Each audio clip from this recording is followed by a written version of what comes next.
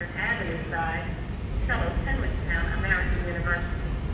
The platform elevated Brooklyn, Catholic University, Chappelle, Rhode Island Avenue, Brentwood. The street elevated Waterfront, Southeast University, Chappelle, New York. And the site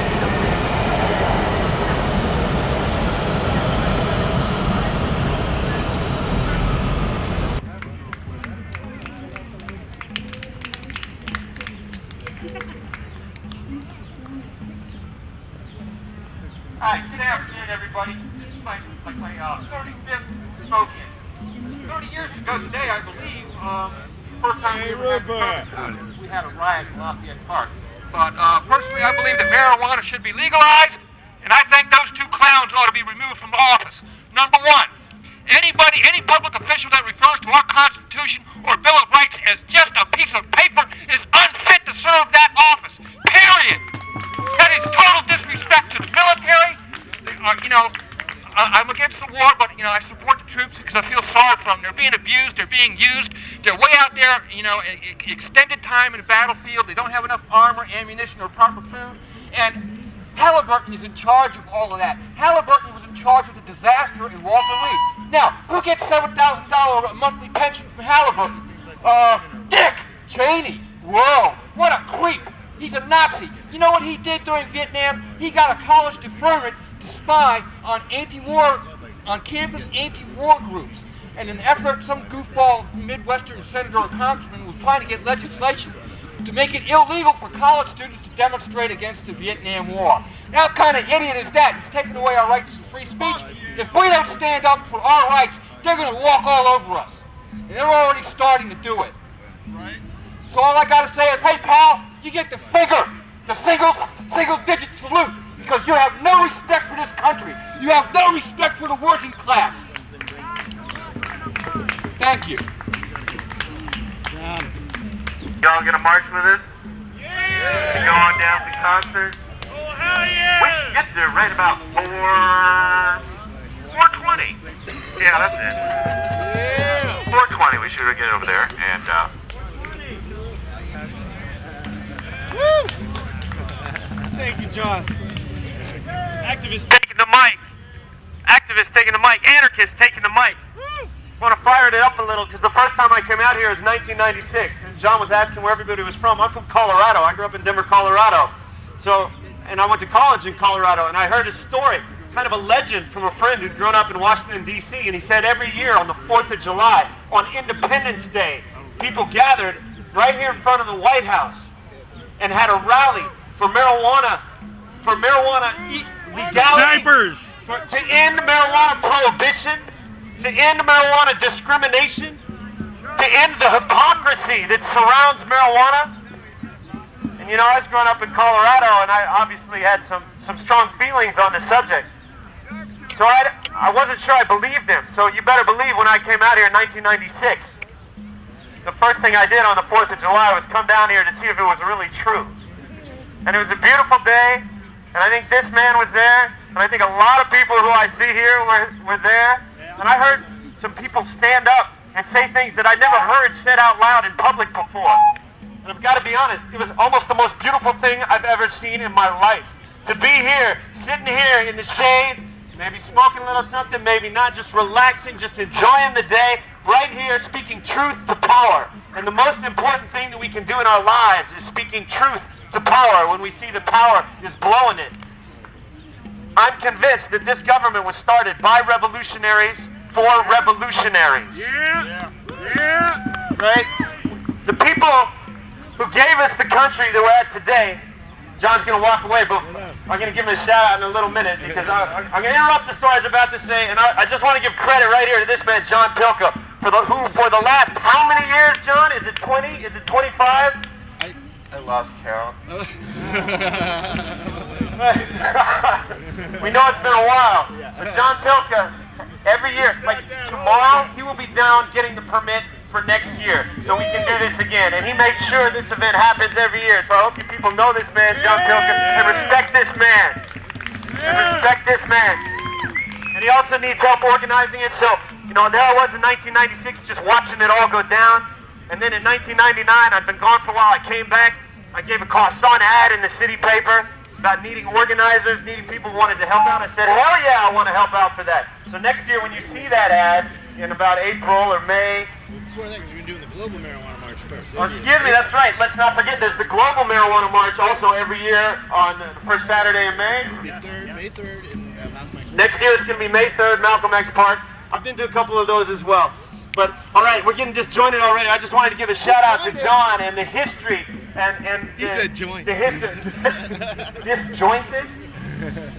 The history of this event, which is serious. And, of course, things change over time. And there was a time, which John will tell you about, when this event, maybe it was here, but it was also down right there at the Washington Monument. And there weren't just 100 people or 1,000 people, but tens of thousands of people coming out for this. But those were different times and different days and maybe brighter days, and maybe we're in a darker time now. And so I want us to keep in mind the history and keep in mind the fact that what we're doing here today is really the essence of what it is to be an American. It's the essence of what it is to stand up for what you believe, to stand up for what you know is right, to stand up for truth, to stand up for freedom, to stand up for intelligence, to stand up for sanity, to stand up for liberty. A few years ago I ran for city council here in Washington, D.C. And no, my entire platform was not marijuana legalization. My entire platform is social justice and making things right. And especially some of you who don't live in Washington, D.C. may not know the story of Initiative 59. But Initiative 59 was the marijuana legalization, not marijuana legalization, medicinal marijuana legalization initiative that passed by 70% right here in Washington, D.C. Initiative that passed by 70% to let sick people have the benefit of using cannabis to help their health, as it helps in so many ways, for people with AIDS, for people with glaucoma, for, I'm sure other people here know, the other people with cancer. Many people can benefit. The government's own studies indicate that people can benefit sincerely and seriously from ingestion of cannabis in various ways. And so, like the people of, is it 10 states now? Is it 11? Is it 12? It grows more and more every year, right? How many, is there anybody out here who knows exactly? I'll bet my man Jay. Now they're doing 20. Now, individual cities are also legalizing cannabis, at least for medicinal use. And some may agree, some may disagree that that's, that that's enough. But hey, at least it's a start. At least it's a start to acknowledge the helpful benefits of this plant that's so wrongly discriminated against for so many wrong reasons. So here in Washington, D.C. in 1998, we had a citywide referendum that passed by over 70%. And there were members of Congress from conservative states and conservative districts, like Bob Barr from Georgia, who refused even to let those votes be counted, who threatened to eliminate the D.C. budget, threatened to penalize D.C. if they even pressed the button that would have counted the votes, that would have shown that the people of Washington, D.C. are humane and progressive and are willing to legalize medicinal marijuana. Now. Exactly. Statehood now. Let's get it to D.C. Let's get D.C. what it deserves. Let's get the... All I'm saying is the United States is poisoned in a way by this hypocrisy that's built into our system. I mean, let's face it, D.C., the hypocrisy of D.C. people not having votes, that's been since the Constitution was ratified. It's been over 200 years.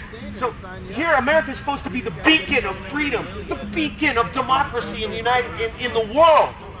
And yet we wrote into our Constitution such undemocratic things as, for instance, that enslaved people should be counted for the census as 3/5 of a person.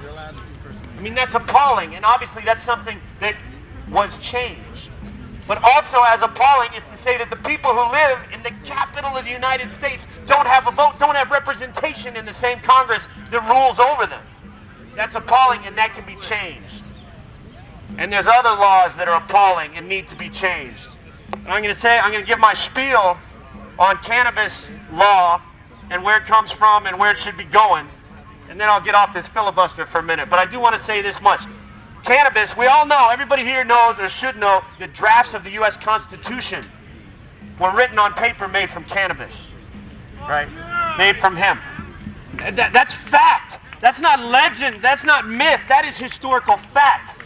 equal historical fact is that during World War II, the U.S. government thought it was so important to grow hemp for the war effort, to grow hemp for rope and for canvas for the war effort for World War II, that the U.S. government produced a film called Hemp for Victory.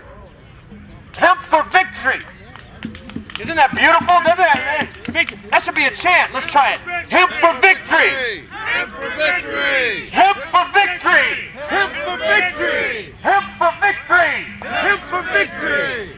Okay, so we know that hemp is valuable. So they made a film called Hemp for Victory and made every farmer in the country watch this film. And after they watched the film, they handed the farmer a booklet on how to grow hemp best, with excellent advice about how to grow hemp, like practical, technical advice.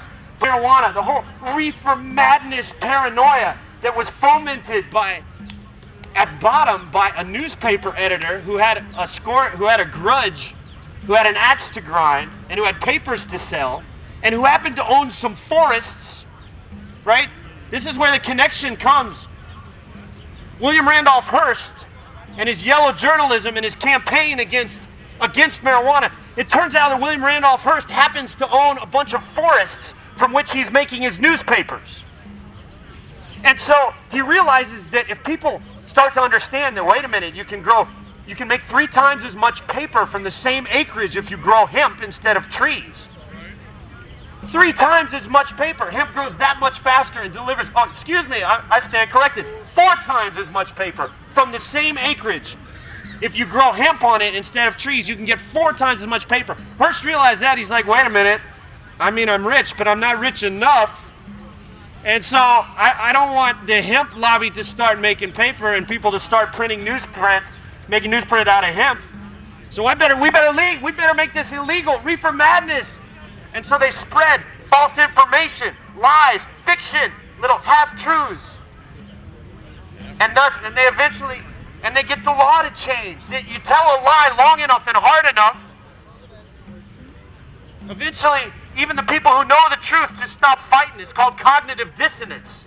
You get cognitive dissonance. You say, well, I know that's wrong, but everybody's saying it, and it's coming at me from the media, and it's coming at me from the government, and it's coming at me from the clergy. And eventually, you just stop fighting. But we're here today not to stop fighting. We're here today to reinvigorate the fight and to know that we know the truth, we know what is right, we know what is just, and we know that the fight needs to continue. We know that at least on the medicinal level, medical marijuana is progressing. The state of Connecticut, the legislature of the state of Connecticut, just passed medicinal marijuana. And then it got vetoed by the governor. Oh, it's like 3 steps forward and 4 steps back. What's it going to take? And we keep fighting. We keep trying. A lot of great reasons. All right, so we've got my buddy Jay right over here, another Jay from Michigan. Yeah. Michigan Jay. Michigan Jay has this banner here. He had this great idea of trying to find out how many people from how many different states are at the rally today.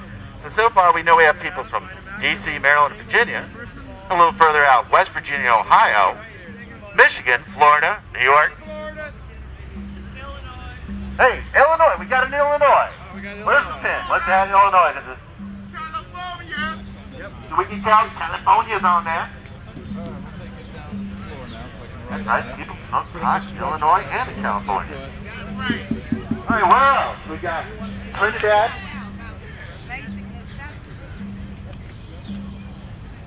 All right, I'm going to list somebody else to speak for a minute here. Another activist in the community. Thank you, John. My name is Doug Green. I actually work with Dana Beal in New York. Dana and I are one of the founders of Cures Not Wars. Cures Not Wars is known for 2 things. We put on the Global Marijuana March, first Saturday of May that we were talking about before. And we also advocate for Ibogaine. If any of you don't know about Ibogaine, you should Google it, look at the Wikipedia. I've edited part of the entry on Wikipedia. It's spelled Ibogaine, and it is the counterpart to marijuana, to cannabis, in terms of its potential to treat addiction to hard drugs, to alcohol and nicotine and opiates. Do you know how many people were arrested last year for marijuana?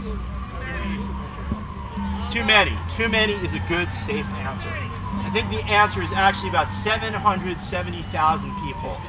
That's a person every 40 seconds arrested for marijuana sales and possession. Normal has a slogan, they say, no wonder we're paranoid. Every 40 seconds, we have good reason to be paranoid.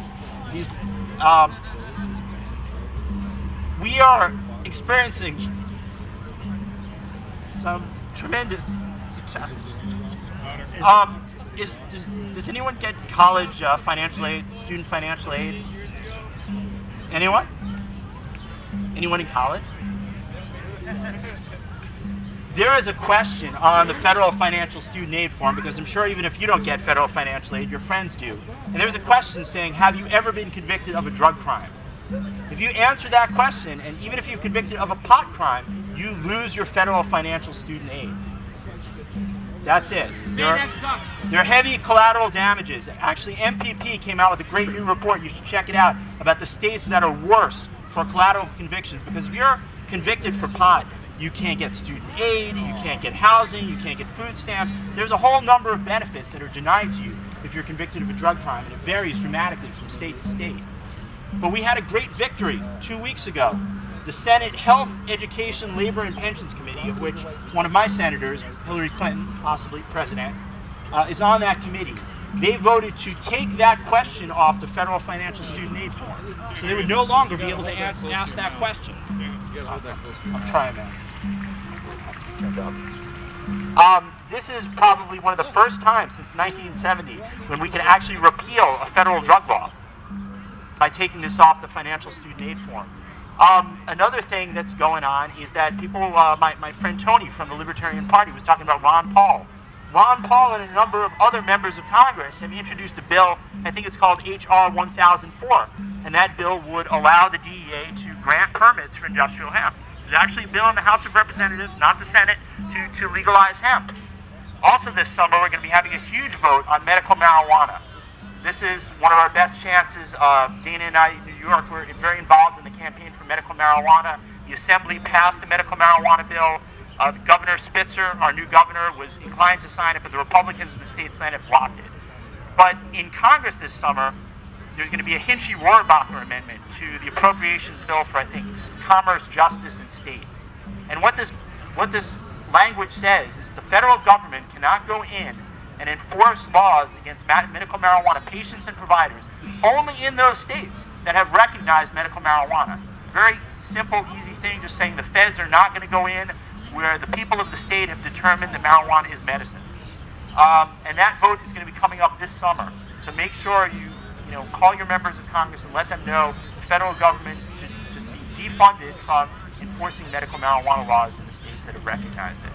And I wanted to thank you all here for coming. There's lots of things you could be doing on the 4th of July, but we are the true Americans. I came here back in the late 80s, in 1988, and I spoke here, and in a lot of ways we're worse, but the movement to make change for medical marijuana, for recognizing the right of responsible adults to use marijuana, and for broader ending the war on drugs, this global war that is funding terrorists, that is killing our people all over the place in all kinds of ways with this war on drugs. It's got to go, just like we have to end the war in Iraq as soon as we can, and just keep coming back. Talk to your friends, your family, your neighbors, your schoolmates about the war on drugs and how it's affecting us, and we will make the change. Bring more people here, because we have to make this happen as soon as we can. Our friends and neighbors are going to prison and dying because of this war. Thank you. All right. My name is Dana Beal, and I am the founder of this event. Power to the people! I got up before and I talked, but I'm like most speakers. I need to warm up. And I went up before because nobody was here yet. The event had to start. And I pointed out that the turnout we have at these events is directly related to the expectation of change.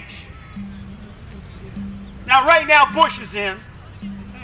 The only change we can expect is maybe the bastard will get impeached. I hope Cheney gets impeached. Yeah! Impeach Cheney first. But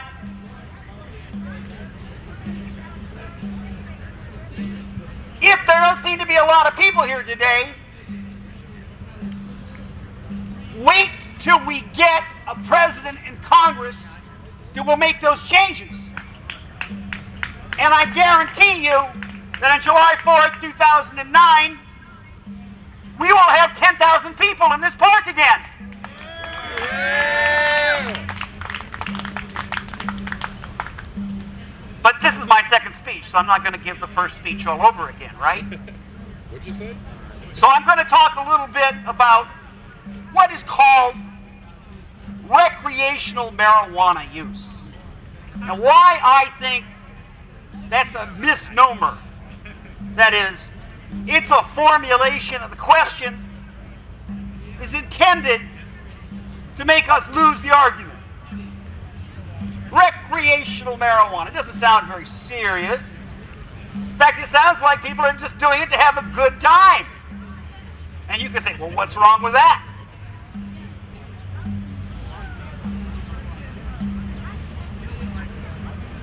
I just want to point out that if marijuana is safer, no, you can't. You gotta do it first. If marijuana is really safer than aspirin, if marijuana is really way safer than alcohol and tobacco, if marijuana is safer than coffee, if marijuana is safer than all the other illegal drugs, though there is a recent report from Lancet that said that LSD is safer than marijuana.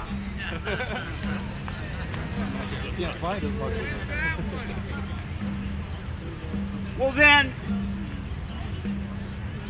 if it's safer than all these things, it ain't recreational marijuana we're talking about.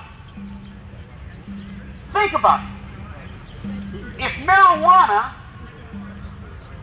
is good for people who are really sick, people who are dying, people who have on cancer chemo, people with AIDS, and it's so non-toxic, and so, good for the immune system, and so good against inflammation, that it's good for people who are sick, think how much better it will be for the public health of all the people who ain't sick. So I think that recreational marijuana doesn't do our side justice. I think we should talk public health marijuana. Marijuana to end tens of thousands of alcohol-related accidents, tens of thousands of cases of alcohol-related domestic violence, more than 400,000 cases a year of lung cancer due to the use of tobacco.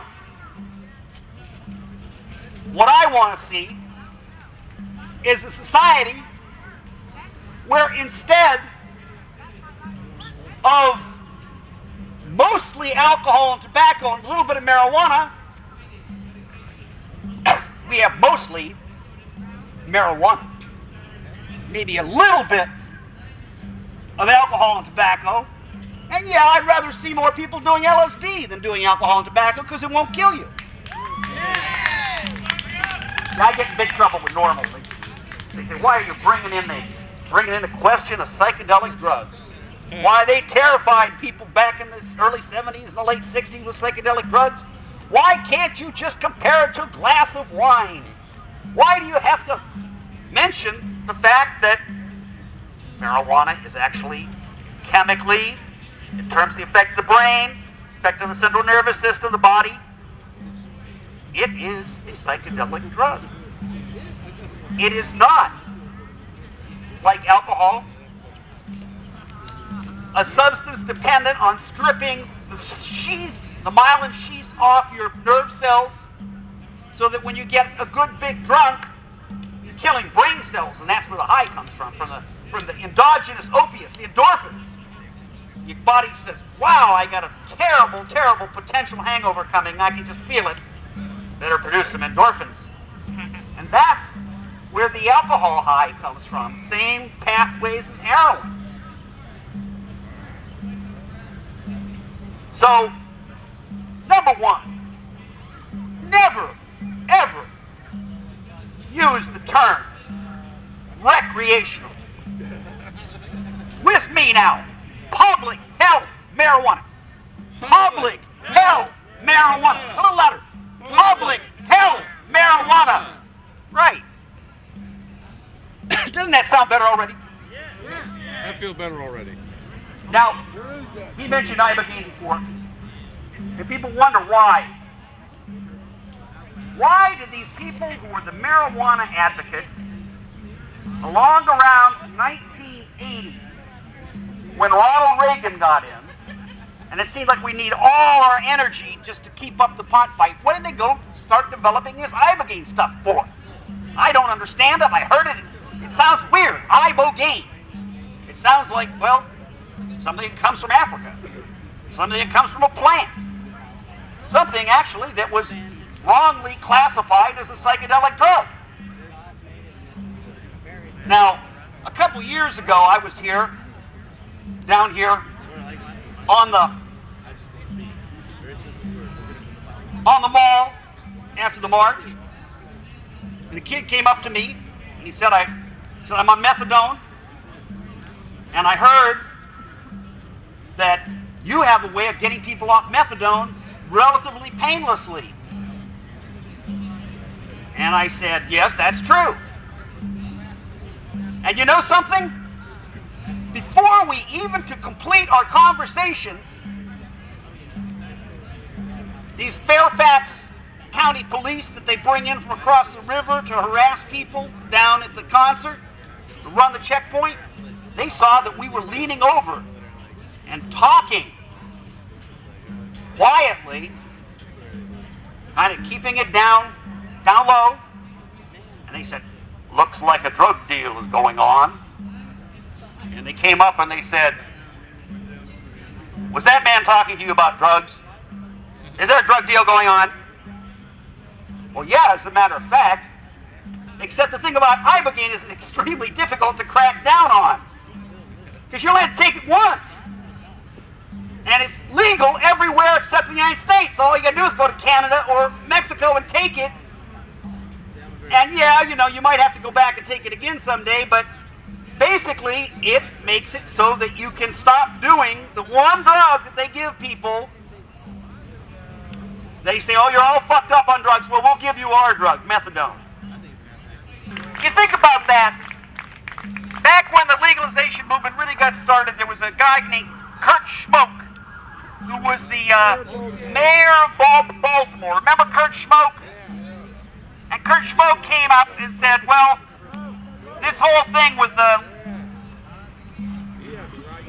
drug prohibition isn't working. Maybe we should look at some different alternatives.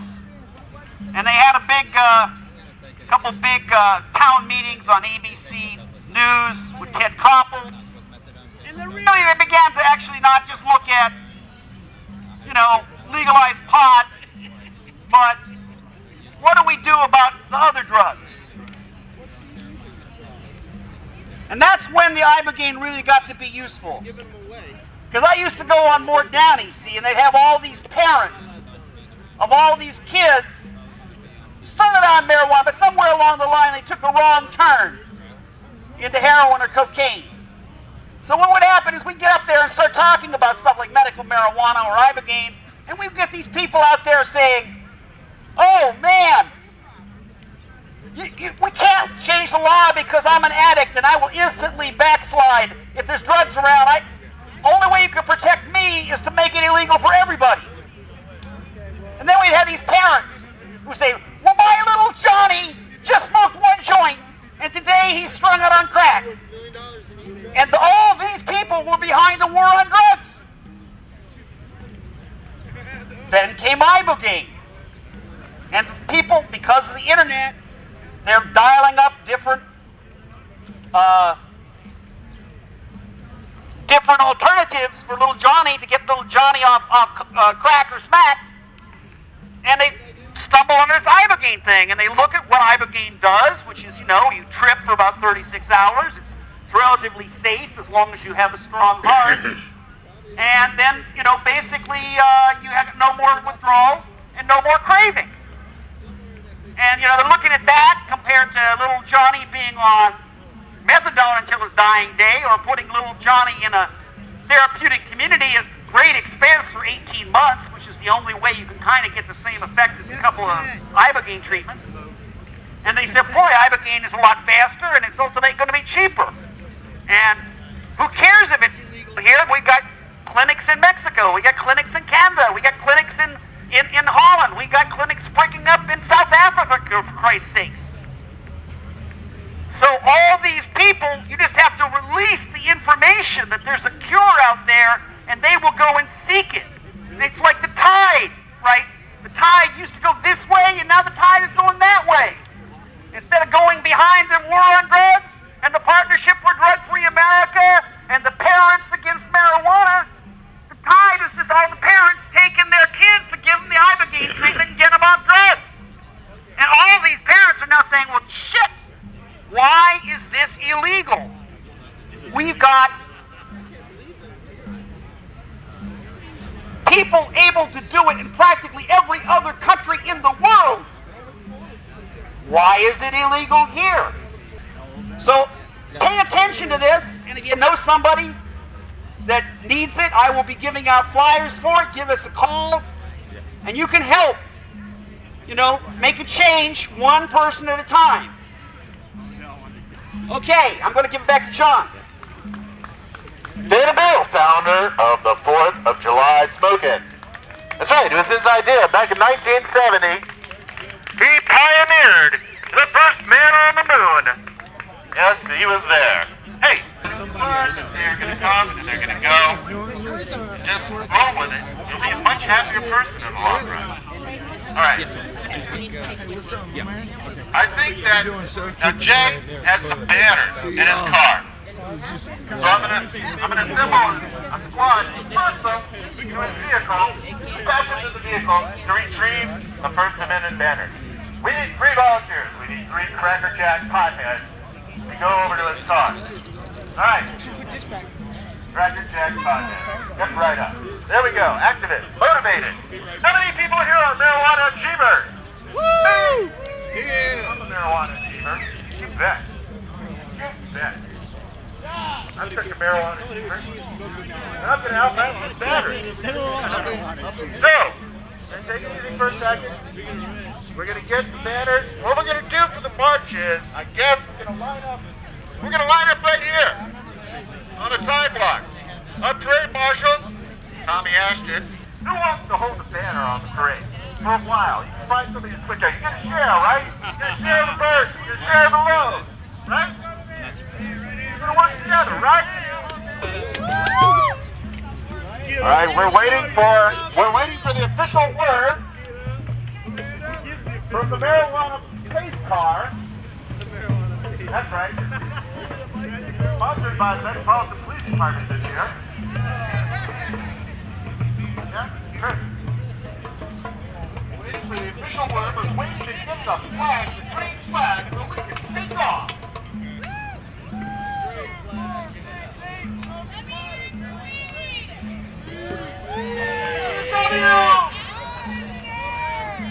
Smoke them if you got them!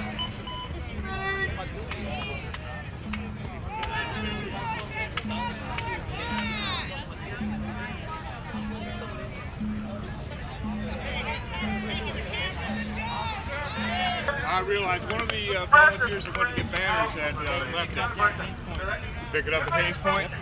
Okay. What?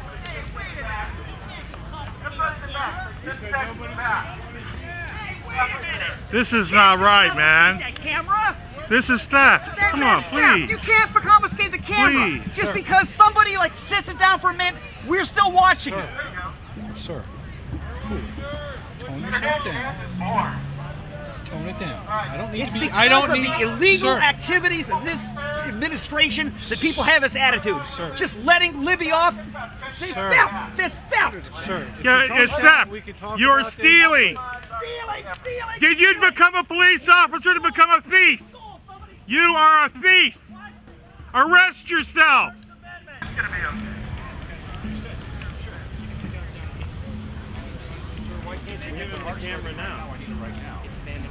It's not abandoned. It is not abandoned People, property. there are staff all around the camera. There are other people other than me who are staff. They're within 3 feet of us.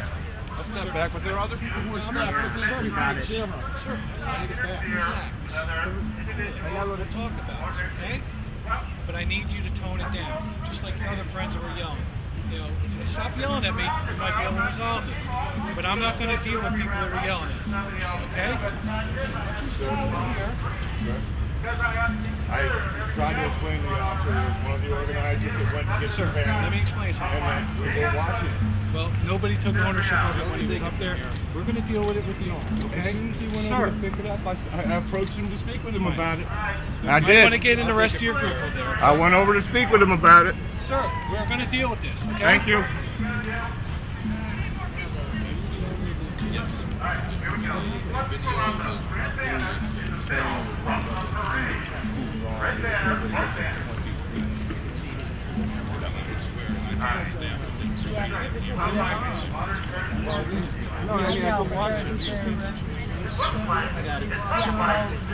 Negotiations are underway.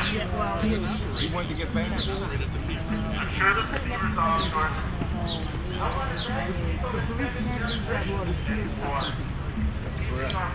So if they take it, welcome to Ireland.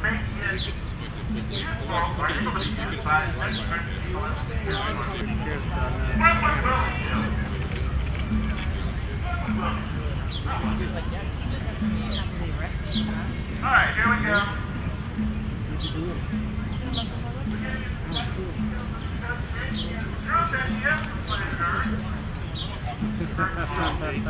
You're doing that efficiently.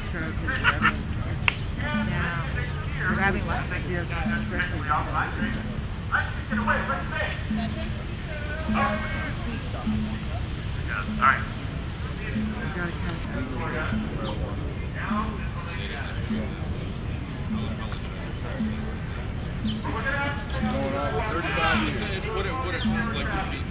Fair enough.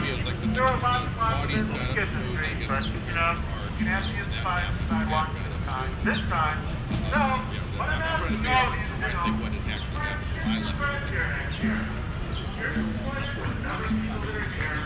My answer to you is threat. It is all right. Why support? Why? Because next year, like this year, that's why. Very important to work with local practices.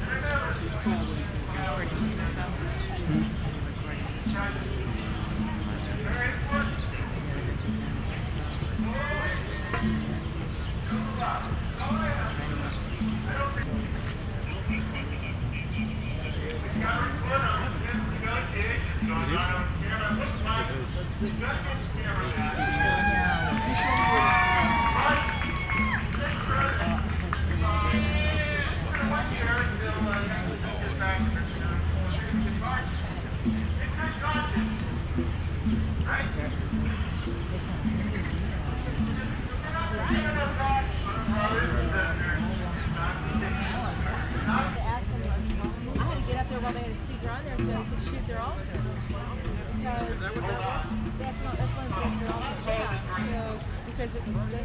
I was waiting and waiting and waiting for the program to be over, and I was like, yo, I mean, come on. People want to hear music. People want to. Pagans want to drum. Pagans want to drum. Pagans want to hug each other and drum. Hippies are better at drumming than pagans. Huh? Most pagans are hippies. There's a lot of blend there, you know. They're not a separate group. There's a bit of a blend, you know. A lot of us have been going down here with a couple of bikers yelling at It's going to be fun. All local talent. Oh, yes. And Christos, the reggae performer with the iPods, other positive vibes, did a lot of guitar tracks on the Thievery Corporation recordings. Anybody here fans of the Thievery Corporation? Then you've heard Christos before, and he's going to be giving his artistic impression of our First Amendment values down at the 23rd Constitution Avenue stage, where we will continue this awesome demonstration. Alright, I think you're ready for it. I can't hold up, can't delay much longer. Tommy, put the audience back.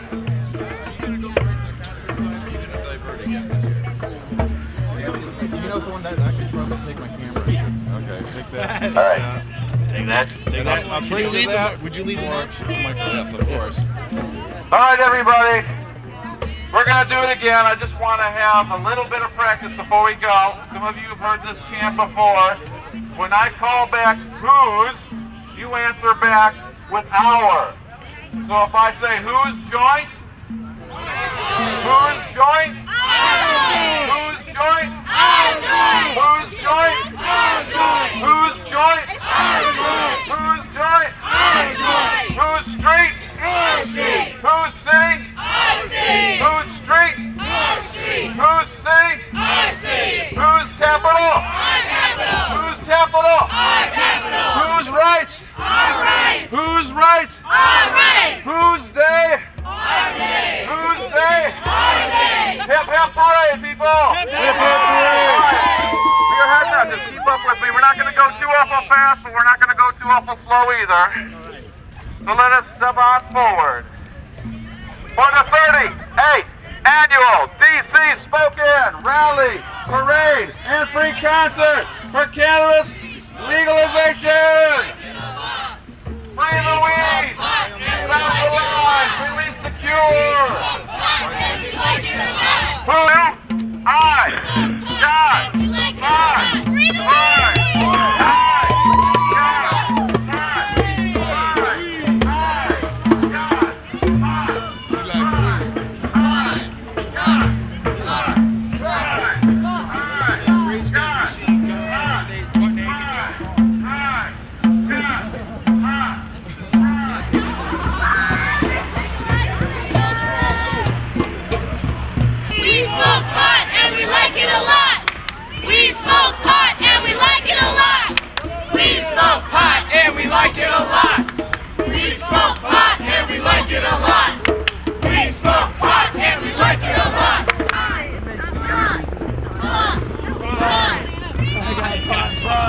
I got my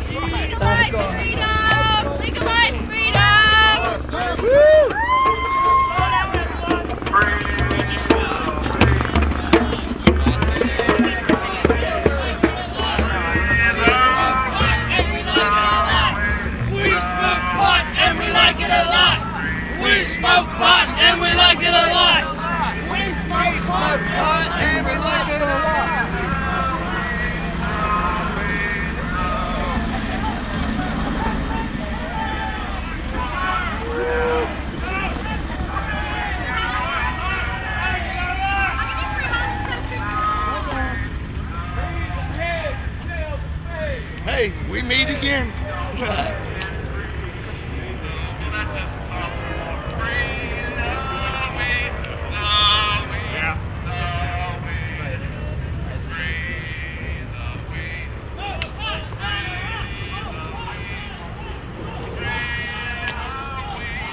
Why, you see a water fountain?